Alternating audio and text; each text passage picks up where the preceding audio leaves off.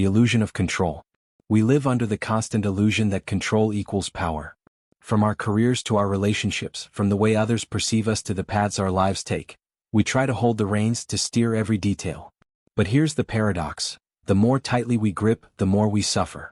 Philosopher Alan Watts once said, "The desire for security and the feeling of insecurity are the same thing." Why? Because the moment we try to guarantee an outcome, we become emotionally chained to it. You may think you're managing everything, but in truth what you're trying to control now controls you. The anxiety trap. Psychologically, control is deeply linked to anxiety.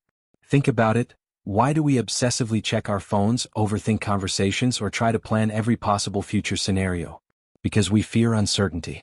But the brain, ironically, starts associating control with survival, even when it's destroying your peace. This is called anticipatory anxiety, when your mind becomes a battlefield of what-ifs. The irony? You're not reducing danger. You're living it on loop. Real-life example? A micromanaging boss. In their effort to control every task, they ruin team trust, slow progress, and stress themselves out. Their fear of failure becomes their actual cause of it. Stoic wisdom. Control what you can. The Stoics, like Epictetus and Marcus Aurelius, understood this trap centuries ago. They divided life into two categories, the things you can control and the things you can't. And they taught, focus only on what is within your control, your thoughts, your actions, your reactions. Trying to control anything else is not only futile, it's damaging. You can't force someone to love you. You can't control the weather, the economy, or how people treat you. But you can control your character. And in that lies your true power. Real-life paradox. Relationships. Let's take love for example.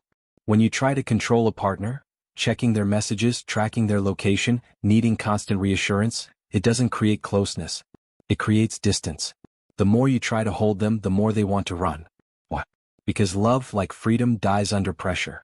Control doesn't breed connection. It breeds resistance. True strength is not in holding someone tighter, but in allowing them to stay freely, and choosing you over and over again. Carl Jung in The Shadow of Control. Carl Jung believed that what we repress becomes our shadow, the darker side of our psyche. And often, the need to control everything is rooted in deep insecurity or trauma. Maybe we grew up in chaos, so now we need order. Maybe we were abandoned, so now we cling. Maybe we were powerless once, so now we micromanage everything. But here's the truth Jung would want you to hear. You don't heal by controlling the world. You heal by understanding yourself. And when you do, the need to control starts to disappear, because trust replaces fear. Buddhist insight, letting go is power. In Buddhism, attachment is considered one of the main causes of suffering. Not just attachment to people or things, but to expectations, outcomes, and control. Letting go doesn't mean giving up. It means giving in to the flow of life. It means accepting what is rather than obsessing over what should be. It means understanding that peace is not in mastering the storm, but in learning how to stand still in the middle of it. The workplace example. Ever worked under a boss who couldn't let go of control? Every decision had to go through them. Every mistake was a crisis. Every idea not their own was a threat. That's not leadership. That's fear. And what happened? The team stopped taking initiative. Creativity died. And morale crumbled. Control creates a bottleneck. Empowerment, on the other hand, creates momentum. The best leaders don't control people. They trust them, guide them, and let them grow.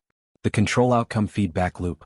Psychologist Julian Rotter introduced the concept of the locus of control, the degree to which people believe they have control over outcomes. An internal locus believes in self-agency. An external locus blames fate or others. But here's the paradox. Even people with an internal locus can become obsessive controllers if they believe effort guarantees outcome. But life doesn't work that way. You can train daily and still lose the match. You can love someone deeply and still lose them. You can plan perfectly and still fail. Success is not about perfect control. It's about intentional action, paired with radical acceptance. Letting go without losing. So what do? Let go of the need to control people. Let go of needing constant certainty. Let go of the fear that if you don't grip hard enough, life will fall apart. Because here's the truth, life is chaos. People are unpredictable. And perfection is an illusion. But none of that means you're powerless. You have the power to choose your mindset, to act with integrity, to show up with courage. And that's more powerful than any illusion of control. Final thoughts. What you try to control, controls you. Keeps you anxious, reactive, rigid. It makes you a prisoner of your own expectations. But when you let go, not in defeat but in wisdom, you become free. You become flexible, adaptive, resilient. And ironically, in releasing control, you gain something far greater: peace. If this video made you pause, reflect, or even breathe a little deeper, don't let it end here. Hit that subscribe button. Because this space is for people like you, thinkers, seekers, those who want depth in a shallow world. Control won't set you free, but understanding will. And remember, some of the strongest people aren't the ones who tighten their grip. They're the ones who know when to let go.